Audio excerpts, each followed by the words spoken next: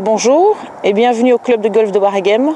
Je me présente, mon nom est Virginie Tagne et aujourd'hui je vais vous présenter une leçon ou plutôt un exercice sur le chipping. Ce que je constate souvent chez les débutants et les moins bons joueurs, c'est que lorsque vous essayez de frapper un chip, vous essayez de passer en dessous de la balle et vous essayez d'employer une forme de cuillère pour lever la balle et le résultat c'est que vous frappez souvent dans le sol ou que vous topez la balle. Donc je vais vous montrer. Et à mon avis, il y en a pas mal qui se reconnaîtront dans ce mouvement. Je l'ai réussi, il ne fallait pas que je le réussisse. Alors, avant de vous expliquer le bon mouvement et la bonne technique, j'ai placé deux clubs sur le sol. Ce club-ci, c'est la trajectoire que doit prendre la balle, vers l'objectif donc. Et le club perpendiculaire, c'est pour vous montrer la position de la balle par rapport au pied. Voilà, donc on commence comme ceci. Vous mettez la balle dans la prolongation du club, vous mettez les pieds pour l'instant parallèles à la ligne vers l'objectif, vous reculez légèrement le pied gauche et vous pointez la pointe du pied gauche un peu plus vers l'objectif. Donc là maintenant vous avez une position ouverte, c'est-à-dire que le pied gauche est plus ou moins à 45 degrés par rapport à l'objectif, l'alignement de la pointe des pieds.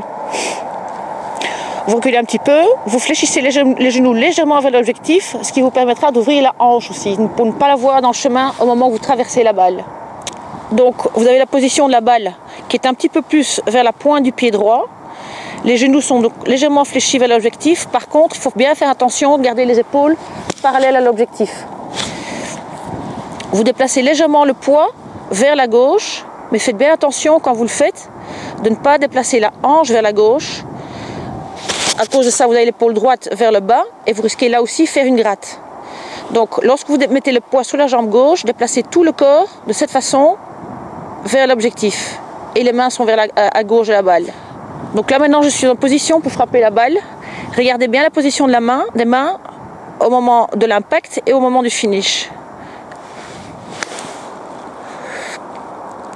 Ce que vous avez aussi pu constater, c'est que je reste en position de finish. C'est très important pour le rythme du coup. Et si vous ne le faites pas, vous allez avoir tendance à vouloir frapper dans le sol comme ceci. Donc essayez d'accompagner le mouvement et de rester en position. Regardez aussi le corps qui a accompagné le mouvement, le côté droit. Donc gardez pas le pied au sol, sinon vous risquez de faire le mouvement avec les épaules comme ça. Donc accompagnez avec tout le corps vers l'objectif. Donc maintenant il est temps de passer à l'exercice. Et pour cela vous avez besoin d'un petit ustensile. Et c'est un crayon. Ce que je disais tout à l'heure, au moment de l'impact, il est impératif d'avoir les mains à gauche de la balle. Si vous essayez de faire la cuillère, comme ceci, vous allez lâcher le crayon et vous grattez ou vous topez la balle. Donc là maintenant, vous tenez le club avec la main gauche au milieu du grip, vous placez le crayon entre le poignet et le bout du grip.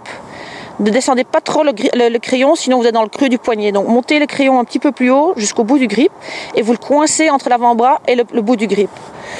Essayez maintenant, et ça c'est le but de l'exercice, de garder le crayon tout le temps coincé à cet endroit-là. Donc vous faites le backswing, l'impact de cette façon et le finish de cette façon. Donc je vais vous montrer un coup.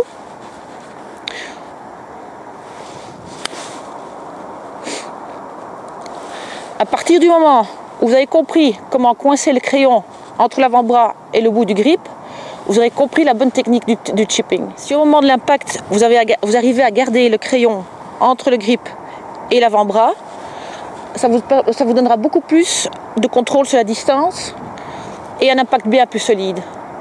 Donc faites bien attention, je remontre le mauvais mouvement, je vais le faire ici d'ailleurs, je remonte le mauvais mouvement à ne pas faire et je vais remontrer le bon mouvement à faire. Le mauvais mouvement c'est ça. Donc vous avez vu le crayon qui est tombé. Maintenant, je vous remontre le bon mouvement. Gardez les mains à gauche de la balle, le crayon coincé et accompagnez avec le corps et restez en position de finish.